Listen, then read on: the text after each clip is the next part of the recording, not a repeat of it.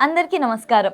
Welcome to it's UTV. ప్రస్తుతం మనతో పాటు ఉన్నారు వాస్తు జ్యోతిష్య పండితులు మాడుగుల శివప్రసాద్ గురువుగారు. గురువుగారితో మాట్లాడి మరిన్ని విషయాలు తెలుసుకునే ప్రయత్నం చేసేద్దాం. నమస్కారం గురుగారు. ఆశీర్వచనం తల్లి.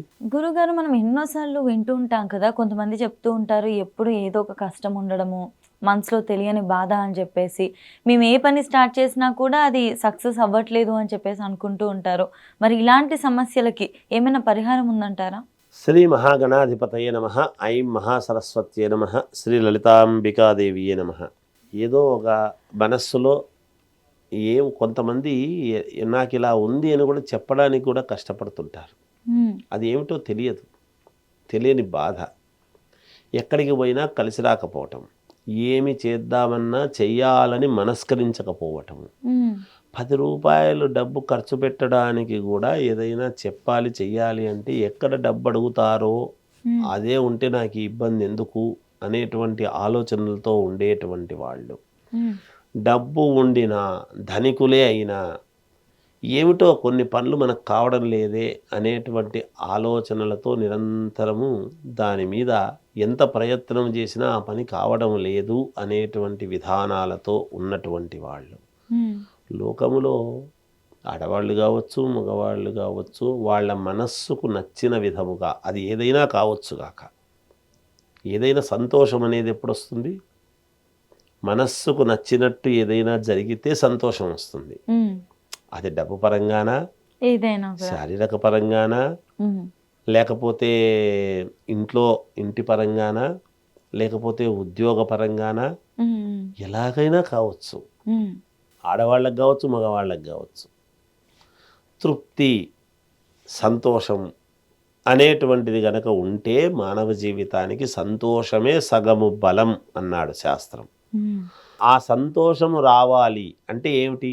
మనస్సుకు నచ్చినట్టు, మనస్సులో ఉండేటువంటి కోరిక ఏదైతే ఉంటుందో అది నెరవేరినప్పుడు, అది నెరవేరడానికి దానికి తదనుగుణంగా మనకు అడుగులు పడుతున్నాయి, మనకు ఇది కనపడుతుంది, నేను దాన్ని సాధించుకోగలను, రీచ్ కాగలను అనేటువంటిది కాస్తన్న కనపడాలి కదా, అప్పుడు కదా సంతోషం.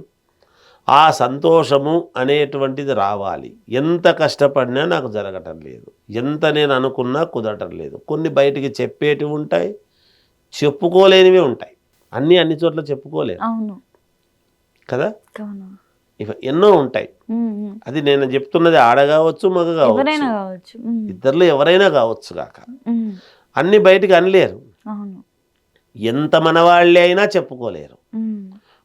కొన్ని సందర్భాల్లో భార్యాభర్తలు కూడా కొన్ని చెప్పుకోలేని ఉన్నాయనేటువంటి దీనికి వస్తున్నారు. అంటే మనస్సు ఏదో నాకు తెలియదు, నాకేదో కావాలా, కానీ ఇది కాదు, నాకేదో కావాలా అంటే ఏం కావాలా, ఏదో చెప్తే కదా తెస్తాం అనేటువంటి వస్తుంది. అక్కడ సమస్య వస్తుంటుంది.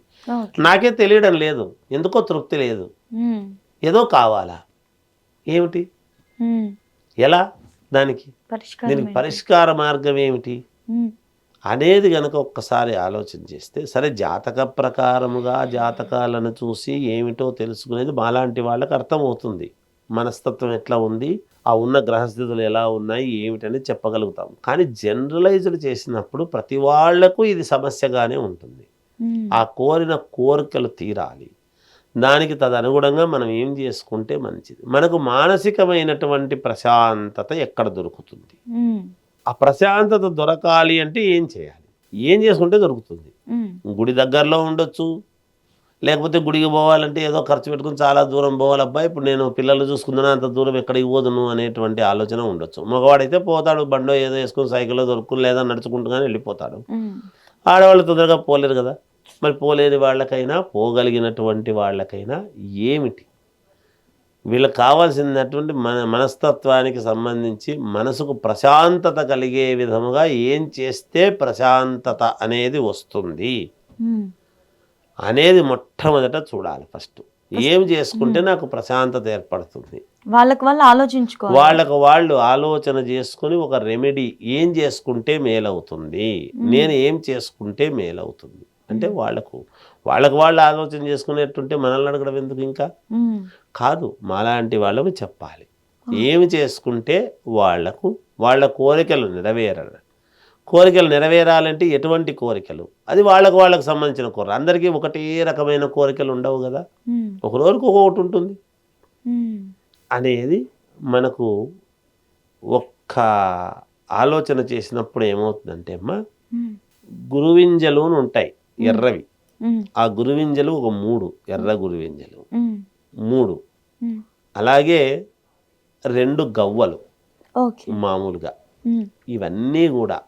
ఇవన్నీ కలిపి చేతిలో పట్టుకుని, చేతిలో ఏమిటంటే కుడి చేతిలో అష్టగంధము, మనం మామూలుగా ఆడవాళ్ళు ఇట్లా రౌండ్గా మనం పెట్టుకుంటాం కదా, ఆ అష్టగంధములో పచ్చకర్పూరం వేసి అష్టగంధము బాగా పెట్టుకోవటము రౌండ్గా పెట్టుకొని, వాటిల్లో ఇవన్నీ కూడా పెట్టుకొని చంద్రుణ్ణి ఆరాధించడం.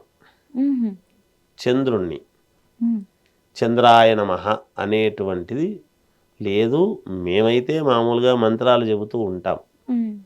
ఆప్యాయస్వ సమేతతే విశ్వత సోమ వృష్టియం అని చెప్తుంటాం. అది దేవత, ప్రతిది దేవత సహిత చంద్రగ్రహ దేవత ఆవాహయామి అని లేదా ఇది కావడానికి చెప్తాం. ఇవి ఎక్కువ తెలియని వాళ్ళు ఏం చెప్తారు, ఏం చేయలేరు. కాబట్టి చంద్రుణ్ణి ఆరాధించడం.